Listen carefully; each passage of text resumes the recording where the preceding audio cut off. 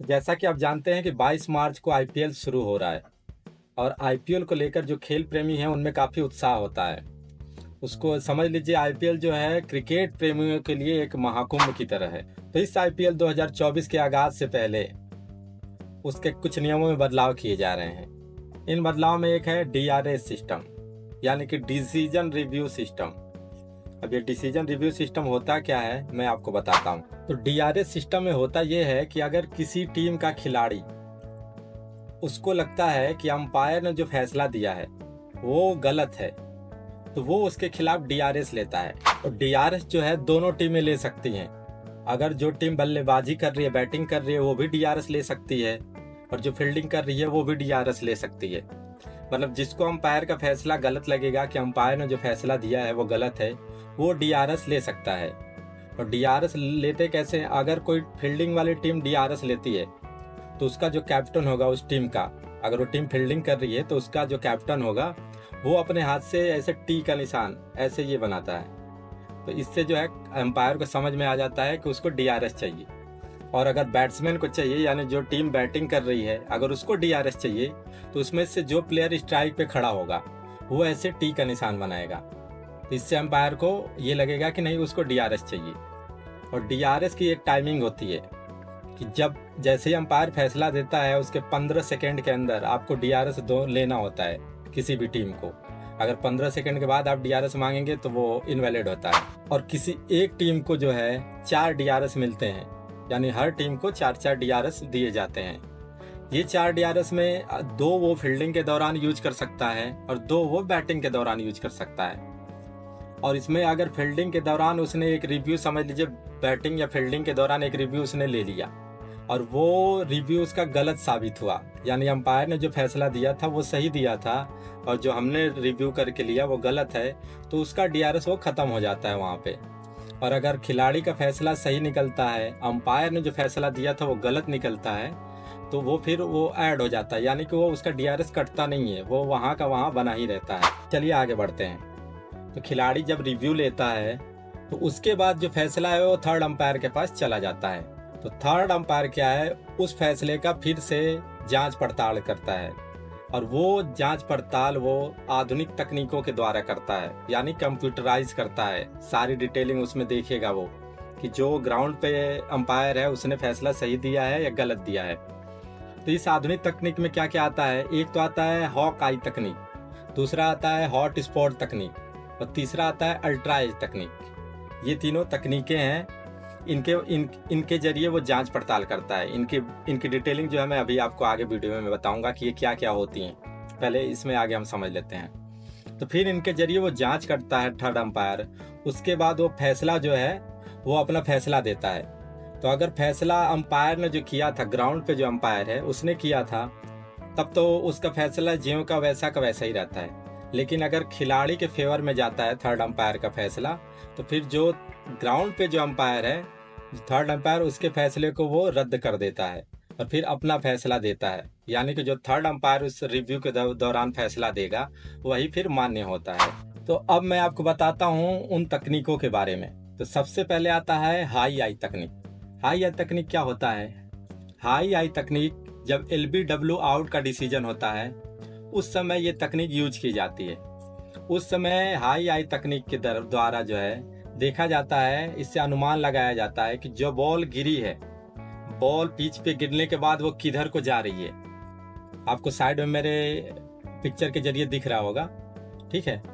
तो उसमें आपने देखा होगा मैच के दौरान कि जब बॉल गिरती है, बॉल गिरने के बाद वो कभी स्टंप, ये देखा जाता है कि वो स्टंप को टच कर रही या पैड से लग के जा रही या नहीं जा रही, बाहर को जा रही या अंदर को जा रही।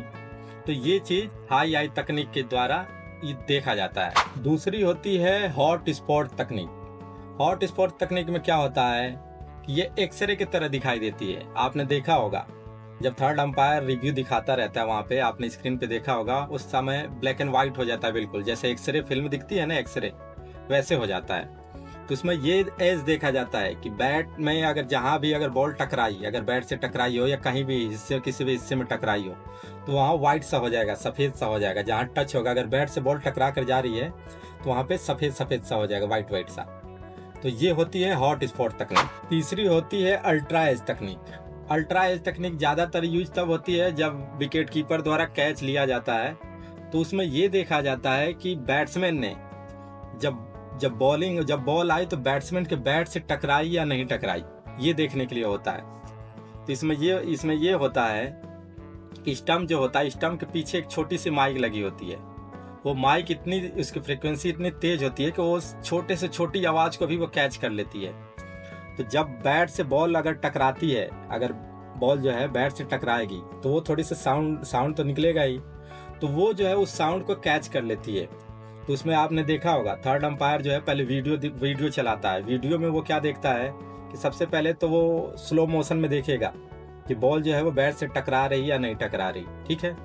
उसके बाद क्या वो अल्ट्रा एज ऑन करेगा। अल्ट्रा एज में ये देखेगा कि वो बैट से लग रही कि नहीं। जैसे ही बैट से टकराएगी तो अल्ट्रा एज में क्या होगा कि एक ग्राफ सा बन के आएगा।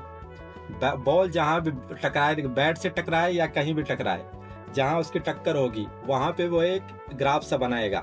ऐसे ऊपर नीचे ग्राफ सा बना जाता है। तो जहाँ ज़्यादा टक्कर होगी वहाँ ऊंचा ग्राफ बनेगा, और जहाँ कम टक्कर होगी वहाँ छोटा सा ग्राफ बनेगा।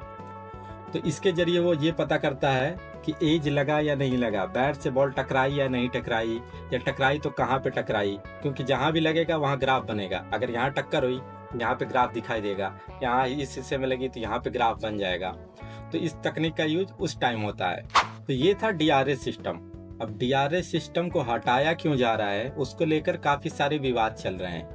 वो विवाद क्या है मैं वो आपको बताता हूँ। तो डीआरएस को लेकर जो विवाद होते रहते हैं उसमें से कुछ मामला मैं आपको बताता हूँ जिनके वजह से डीआरएस को बदला जा रहा है। कहीं ना कहीं ये मामले भी उनमें हैं। तो एक मामला तब उठा था, डीआरएस के ऊपर सवाल खड़े हुए थे जब आईसीसी विश्व कप में पाकिस्तान और साउथ अफ्रीका दोनों का मैच चल रहा था। यह मुकाबला जो है चेन्नई के एम चिदम्बरम स्टेडियम में खेला जा रहा था, और उस समय जो है दक्षिण अफ्रीका की टीम रन चेस करने के लिए उतरी थी। तो उस पारी का 9वां ओवर चल रहा था और पाकिस्तान के उसामा मीर गेंदबाजी कर रहे थे, और स्ट्राइक पे थे साउथ अफ्रीका के रासी वान डेर डुसेन। तो 9वें ओवर की 5वीं गेंद चल रही थी जिसमें उसामा ने वान डुसेन को एलबीडब्ल्यू आउट कर दिया, जिसके खिलाफ डुसेन ने डीआरएस की मांग कर दी। उसके बाद थर्ड अंपायर उसकी जांच करने लगे। उस जांच के दौरान जब ट्रैकिंग विंडो खुल के आया तो उसमें ये दिखा, एक बार तो ये दिखा कि गेंद जो है वो विकेट को मिस कर रही है, लेकिन कुछ ही देर बाद उस ट्रैकिंग विंडो को हटा दिया गया। और उसके बाद जो दूसरा ट्रैकिंग विंडो खुल कर आया उसको देखकर लोग हैरान हो गए, क्योंकि इस दूसरे ट्रैकिंग विंडो में बॉल जो है वो विकेट को हिट कर रही थी, जिसके बाद वान डुसेन अंपायर कॉल पे आउट हो गए। इसके बाद से ही माहौल जो है वो गर्म हो गया और डीआरएस को लेकर कई सवाल खड़े हो गए। इस घटना ने खिलाड़ियों के साथ साथ खेल प्रेमियों को भी सदमे में डाल दिया, क्योंकि इससे पहले डीआरएस पे जो है वो आंख बंद करके विश्वास किया जाता था, लेकिन इस घटना के बाद से लोगों का जो विश्वास है वो डीआरएस से कहीं न कहीं उठ सा गया। जब भी कोई डीआरएस लिया जाता था किसी मैच में, उसके बाद जब भी डीआरएस लिया गया और ट्रैकिंग विंडो में को खुलने में थोड़ा भी टाइम लगता था, तो उस समय ये माना जाता था कि उससे छेड़छाड़ की जा रही है। यानी कि अगर ट्रैकिंग विंडो थोड़ा लेट से खुल के दिखाई दे रहा, हमें दिखाया जा रहा है, तो इसका मतलब ये है कि उससे छेड़छाड़ की जा रही है। ऐसा लोगों का सोचना हो गया था, ऐसा लोग सोचने लगे थे। ऐसा ही एक विवाद 2011 के वर्ल्ड कप के दौरान भी हुआ, जब पाकिस्तान के अजमल की बॉल पर सचिन को आउट दिया गया और डीआरएस के दौरान जो बॉल ट्रैकिंग दिखाई जाती है उसमें बॉल जो है वो विकेट को मिस कर रही थी। तो उसके बाद से पाकिस्तान ने बीसीसीआई पे डीआरएस से छेड़छाड़ का आरोप भी लगाया था। तो यही कुछ वजह हैं जिसकी वजह से बीसीसीआई को डीआरएस को बदलना पड़ रहा है, क्योंकि डीआरएस में लोगों को लगता है कि जो खास तौर पर जो एलबीडब्ल्यू का डिसीजन है वो सही नहीं दिखाता है। तो कहीं न कहीं ये कुछ वजह हैं जिसके वजह से डीआरएस को बदला जा रहा है। तो डीआरएस को बदल कर अब लाया जा रहा है एसआरएस, यानी कि स्मार्ट रिव्यू सिस्टम। अब ये स्मार्ट रिव्यू सिस्टम क्या होगा वो मैं आपको एक्सप्लेन करता हूँ। तो एसआरएस है वो काम कैसे करेगा। तो जो हमारे पास खबर है उसमें ये दावे किए जा रहे हैं कि एसआरएस जो है वो डीआरएस का बिल्कुल अपडेट वर्जन होगा। इससे वो भी हो पाएगा जो डीआरएस में नहीं हो पाता था। हम इसमें वो भी देख सकेंगे जो डीआरएस में नहीं देख सकेंगे। इससे जो फैसला है वो बिल्कुल सटीक फैसला लिया जा सकेगा। चलो, कोई भी फैसला आने में देरी नहीं लगेगी। जो भी फैसला होगा वो तुरंत स्क्रीन पे दिखाया जाएगा। और जब ये सिस्टम आएगा तो इसमें एक ही घटना को कई एंगल से दिखाया जाएगा। यानी कि एक ही, जब आप वहाँ फील्ड के ऊपर जो स्क्रीन देखते हैं उसमें कई सारी स्क्रीन दिखाई देंगी। अभी एक ही फुल स्क्रीन में एक रिव्यू दिखाया जाता है, उसमें कई सारी स्क्रीन खुल जाएंगी और सब में अलग अलग एंगल से सारी चीज़ें दिखाई देंगी, ऐसा दावा किया जा रहा है। और इसके लिए स्टेडियम में 8 कैमरे लगे होंगे जो इस खास रिव्यू सिस्टम के लिए काम करेंगे, जिनके जरिए और भी सटीक गणनाएं की जा सकेंगी। और ऐसा भी दावा किया जा रहा है कि जो टीवी अंपायर है वो हॉक आई ऑपरेटर से सीधे संपर्क में रहेगा। जो हॉक आई ऑपरेटर है वो सीधा अंपायर को इनपुट देगा, मतलब बीच में कोई मीडिएटर नहीं रहेगा। पहले डीआरएस में क्या होता था, जो टीवी निदेशक था वो जो है हॉक आई ऑपरेटर और थर्ड अंपायर, इन दोनों के बीच का मीडिएटर होता था। यानी कि थर्ड अंपायर जो है वो टीवी निदेशक को बोलता था और टीवी निदेशक जो है हॉक आई ऑपरेटर को बोलता था। तो ऐसे करके उसका रिव्यू निकाला जाता था।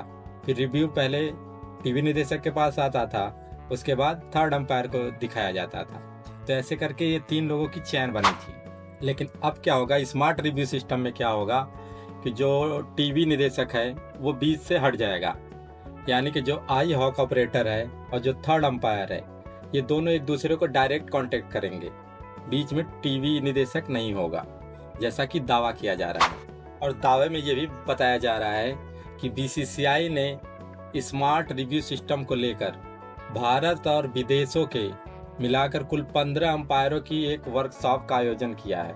लेकिन इसको लेकर बीसीसीआई ने अभी कोई आधिकारिक बयान तो नहीं दिया है, लेकिन लोगों को उम्मीद है कि आईपीएल 2024 शुरू होने से पहले बीसीसीआई जो है इसका ऐलान कर देगा।